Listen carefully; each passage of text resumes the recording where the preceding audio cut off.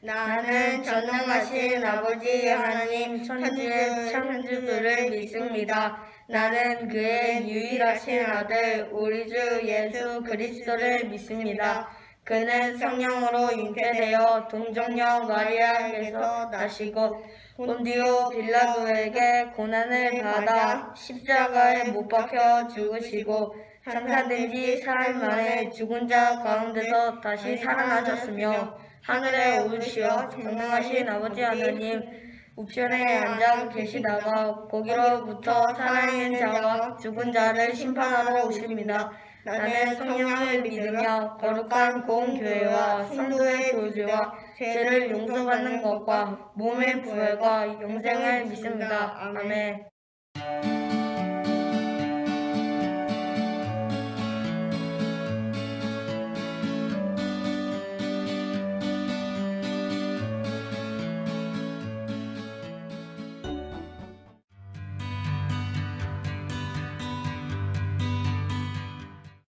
다 같이 기도드리겠습니다. 하나님 아버지 감사합니다. 우리 아동부 친구들 다 같이 아동부실에서 모여 예배 드리지는 못하지만 이렇게 온라인을 통해 주님을 예배하게 하심에 아버지 하나님 너무나 감사드립니다. 주님 벌써 8월이 다가왔습니다. 우리가 아동부실에서 예배를 드린 지도 벌써 반년이라는 시간이 지나갔습니다. 주님, 지난 반년이라는 시간을 되돌아보기를 원합니다. 우리의 삶 속에서 주님의 손을 놓지는 않았는지, 우리의 믿음이 흔들리지는 않았는지 다시 한번 되돌아봅니다. 주님, 우리가 다시 모여 속히 예배를 드리는 날이 올 때까지 우리 아동부 친구들 믿음 흔들리지 않게 하여 주시고 주님의 손 놓지 않는 주의 자녀 될 수 있도록 주님 인도하여 주시옵소서. 주님, 전도사님의 설교를 통하여서 주님의 말씀을 듣고자 합니다. 주님, 이 전도사님의 설교를 통하여서 우리 아동부 친구들 삶 속에서 주님을 적용해 나가고 주님의 모습을 닮아가는 그런 지혜로운 아동부 친구들이 될 수 있도록 주님 인도하여 주시옵소서. 주님, 오직 주님만을 예배하고 주님만을 찬양하고 주님만을 기도하는 그런 아동부 친구들이 되기 원합니다. 이 코로나 속에서 우리 아동부 친구들 지켜주시고 다시 만나 예배를 드리는 날이 하루빨리 올 수 있도록 주님 인도하여 주시옵소서. 이 모든 말씀 예수님 이름으로 기도드렸습니다. 아멘. 이번 주는 이 일은 너희에게 유익함이라 라는 말씀 제목으로 여러분들과 말씀을 나누도록 할게요. 오늘 본문 말씀은 고린도후서 8장 10절에서 12절 말씀이에요. 신약성경 고린도후서 8장 10절에서 12절 말씀을 전도사님이 여러분들을 대표해서 봉독하도록 할게요. 이 일에 관하여 나의 뜻을 알리노니 이 일은 너희에게 유익함이라. 너희가 1년 전에 행하기를 먼저 시작할 뿐 아니라 원하기도 하였은즉 이제는 하던 일을 성취할지니 마음에 원하던 것과 같이 완성하되 있는 대로 하라. 할 마음만 있으면 있는 대로 받으실 터이요 없는 것은 받지 아니하시리라. 아멘. 여러분들은 도움을 주는 삶이라고 하면 떠오르는 전래동화가 있나요? 전도사님은 흥부와 놀부라는 그 전래동화가 생각나요. 집도 못 살고 어려운 집안 형편의 살림이었지만 지붕에 떨어져 다리를 다친 제비의 다리를 고쳐주고 치료해주어 제비가 은혜를 갚으려고 물어다준 박씨로 인해 부자가 된 흥부. 이와는 달리 자신의 욕심을 채우는데 급급했었던 나머지 일부러 제비의 다리를 부러뜨려 흥부와 같이 부자가 되려고 했지만 되려 이상한 박씨에서 도깨비들이 나와 놀부의 집이 망한다라는 우리나라의 유명한 전래동화인데요. 올바른 배품을 통해서 기쁨이 찾아오는 이 이야기의 내용처럼 예수님을 닮은 우리 그리스도인들도 나누고 돕는 삶을 살아야 함을 전도사님이 많이 이야기했었어요. 그런데 오늘 본문에서는 베푸는 삶을 먼저 하려고 했지만 그러지 못한 교회가 나와요. 그 교회에 대해서 함께 나누며 우리가 배워야 할 것에 대해서 함께 나누도록 하겠습니다. 지난주 우리는 고린도전서의 내용을 통해 고린도 교회에 대해서 배웠어요. 서로 편을 나누어 다툼을 하며 자신들이 맞다고 생각하는 것들을 주장하며 교회를 혼란스럽게 하고 예수님의 마음을 아프게 했었던 교회였어요.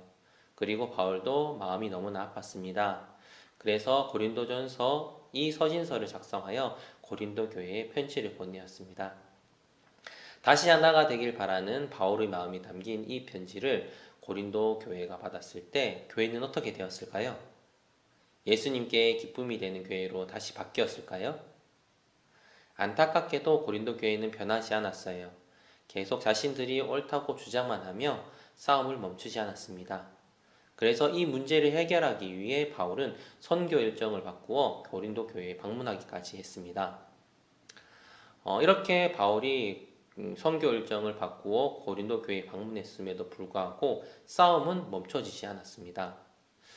선교 일정이 있었기 때문에 바울은 어쩔 수 없이 고린도 교회를 떠나 마게도냐로 이동하게 되었어요.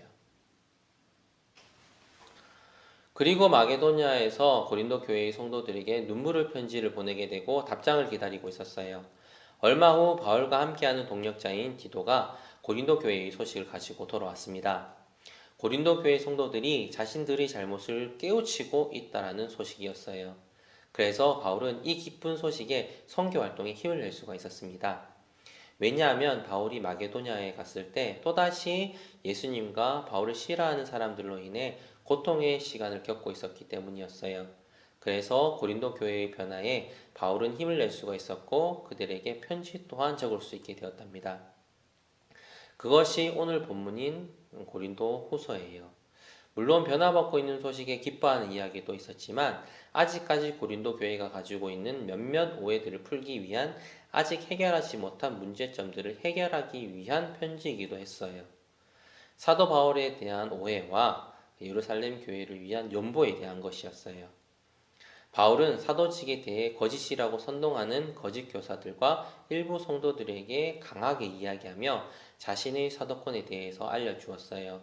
사도 바울이 사도권에 대해서 올바로 알려주지 않으면 바울이 전하는 복음에 대해서도 잘못이 있다는 것으로 오해할 수 있다는 그 이유 때문에 하나님과 성도를 하나 되게 하고 성도가 하나 되도록 가르치는 직분인 사도의 역할에 대해 자세히 알게 하므로 고린도 교회 성도들이 깨달을 수 있도록 해주었답니다. 그리고 그들이 가지고 있는 두 번째 문제가 오늘 본문이에요. 바로 예루살렘 교회의 연보에 대한 것이랍니다. 예루살렘 지역에 가뭄이 들게 되자 예루살렘 교회 성도들이 살기가 어려워졌어요. 이 소식을 전해들은 고린도 교회는 자발적으로 연보를 모으기 시작했고 예루살렘 교회를 돕기를 희망했습니다. 고린도 교회의 자발적이고 아름다운 행동은 주변 다른 지역 교회들에게도 알려지게 되었고 빌립보, 데살로니가, 베레아 등이 속해 있는 마게도냐 지역의 교회들 또한 연보를 모아 예루살렘 교회에 전달하자라는 의견이 모이게 되었습니다. 그렇다고 해서 마게도냐 지역의 교회들의 형편이 좋은 것은 아니었습니다. 본문 앞에 8장 2절을 보면 환란의 많은 시련 가운데서 그들의 넘치는 기쁨과 극심한 가난이 그들의 풍성한 연보를 넘치도록 하게 하였느니라 라고 전하는 부분을 통해서 알 수가 있어요. 그리고 예수님을 믿는다는 그 이유로 핍박을 받고 있는 상황이라 더욱 힘든 상황이었기 때문에 실제로 누군가를 도와줄 수 있는 상황이 아니었어요. 빌립보서 1장 29절에서 30절과 데살로니가 전서 1장 6절, 2장 14절, 3장 3절에서 4절, 그리고 데살로니가 후서 1장 4절에서 5절을 보면 각각 교회가 고난을 받는 것에 대한 이야기들이 나와요. 고난을 받는 이유들에 대해서 이야기하며 당시 상황을 알려주고 있는데요. 이 세 본문을 통해 각각의 교회가 고통의 시간을 보내고 있었음을 잘 알 수가 있어요. 하지만 그들은 자신들도 힘겹고 곤란한 상황임에도 불구하고 다른 사람을 돕는 것에 힘을 썼어요. 그들은 풍성한 연보를 전달했답니다. 그 액수는 얼마나 되는지 알 수 없지만 8장 5절을 보면 우리가 바라던 것뿐만 아니라 그들이 먼저 자신을 주께 드리고 또 하나님의 뜻을 따라 우리에게 주었도다 라고 전하는 것을 보면 그들이 진심을 담아 온 마음을 다해 연보를 했다는 것을 알 수 있어요. 그러나 예루살렘 교회를 위한 연보를 먼저 시작한 고린도 교회는 연보를 전달하지 못했어요.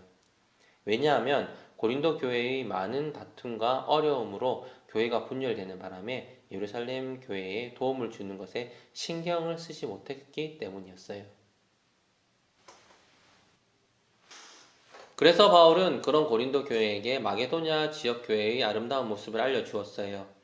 이 이야기를 들은 고린도 교회의 성도들은 어땠을까요? 서로 다투고 싸움을 하는 와중에 해야 할 것을 하지 않은 것에 대한 부끄러움을 느끼지 않았을까요? 그런 부끄러움을 느낀 이 고린도 교회는 분명 처음 그들이 연보를 시작했을 때의 마음을 떠올렸을 거예요.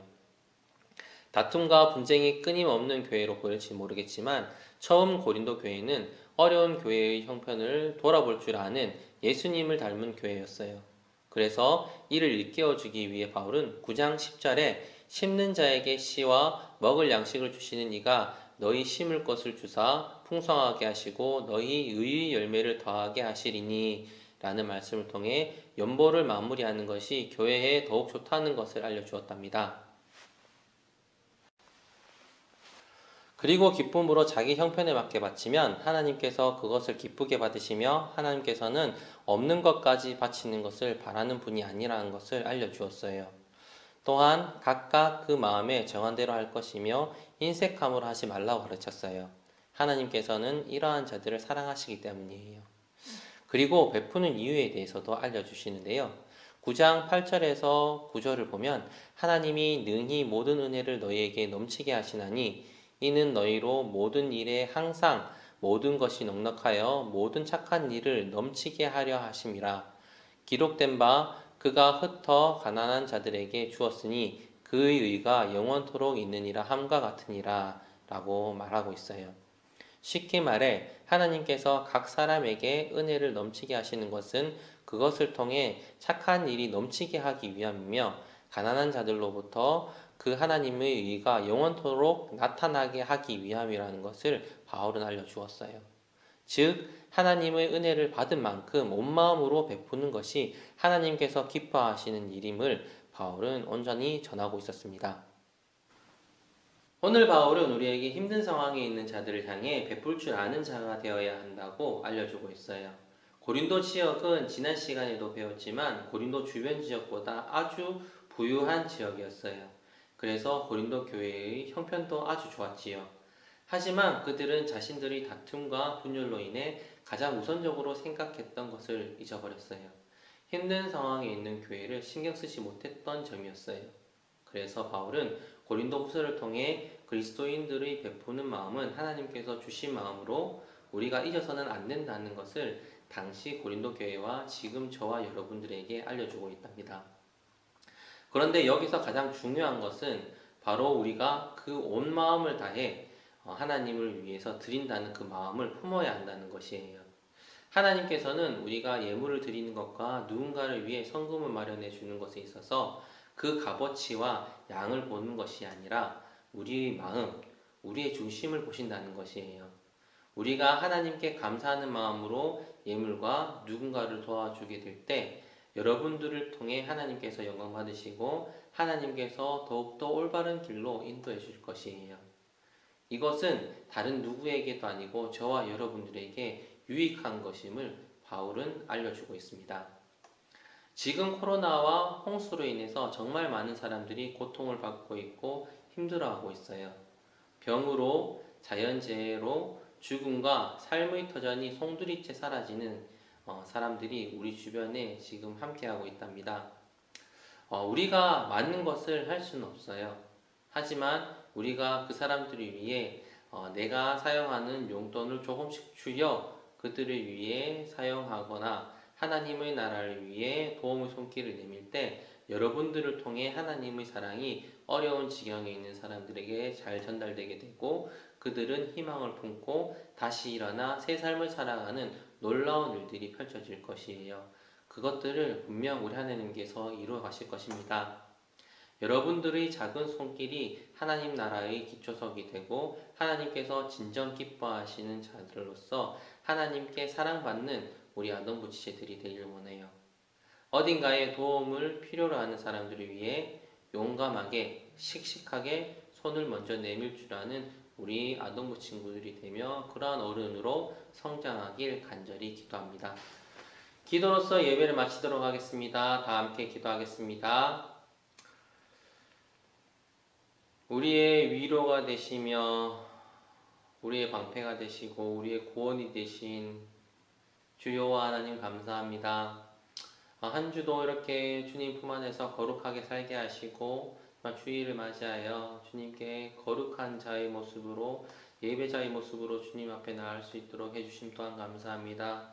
온전히 주님께 예배 드릴 때 우리의 모양이 아닌 우리의 마음과 정성이 주님께 드려질 수 있도록 하여 주시옵시고 온전히 주님께 연락되는 예배자의 모습으로 나아갈 수 있는 우리 아동부 친구들 될 수 있도록 주님께서 인도하여 주시옵소서. 정말 코로나에 이어서 홍수로 인해서 정말 많은 피해가 이 세계 가운데 있습니다. 정말 슬픔 가운데 있는 자들이 넘쳐나고 있습니다. 정말 죽음과 그리고 삶의 터전을 잃어가면서 자신들이 슬픔에 잠길 수밖에 없는 상황에 처해 있는 사람들이 세계 곳곳에 넘쳐나고 있는 가운데 우리 친구들 이 상황 가운데 자신들만 살기에 급급한 자들이 되는 것이 아니라 이들을 위해 중보하고 기도할 수 있는 자들이 되게 하여 주시옵소서. 오늘 고린도 교회를 통해서 우리는 배웠습니다. 힘들고 고통스러워하는 자들을 위해서 우리가 도움을 줄 알며 그들을 위해서 협력해야 된다는 것을 바울은 고린도 교회에 알려주었고 그것이 하나님께 영광이고 정말 교회를 위한 유익이라는 것 또한 가르쳤습니다. 주님, 우리 아동부 친구들 이 시기에 정말 이 고린도 교회가 배운 것처럼 정말 자신들이 기도로서 그리고 도움을 줄 수 있는 부분에 도움을 줌으로써 정말 그들에게 희망의 손길을 보낼 줄 아는 친구들이 되게 하여 주시옵시고 하나님께 기쁨이 되고 하나님께 영광이 될 수 있는 정말 하나님께 온전한 사랑을 받을 수 있는 받고 있는 자들이 될 수 있도록 주님께서 한 사람 한 사람 인도하시고 붙잡아 주시옵소서.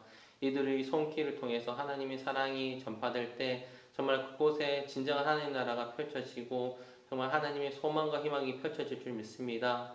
주님, 이들이 손길이 온전하게 전달될 수 있도록 그 능력을 주님께서 사용하여 주시고 주님께서 그곳에 아름다운 정말 사랑의 손길들이 펼쳐질 수 있도록 주님의 은혜 또한 허락하여 주시옵소서.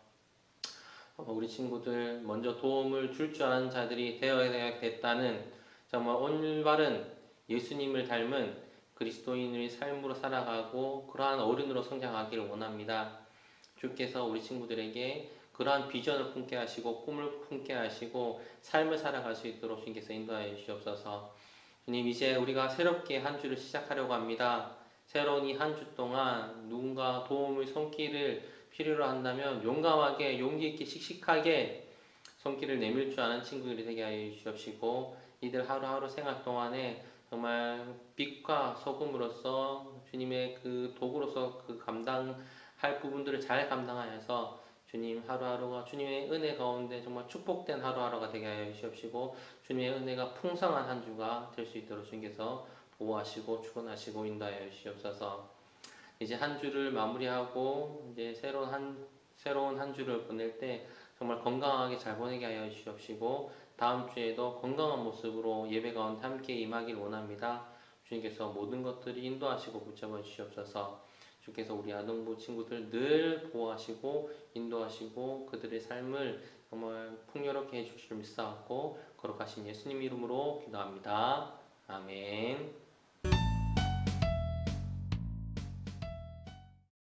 하늘에 계신 우리 아버지, 아버지의 이름을 거룩하게 하시며 아버지의 나라가 오게 하시며 아버지의 뜻이 하늘에서와 같이 땅에서도 이루어지게 하소서.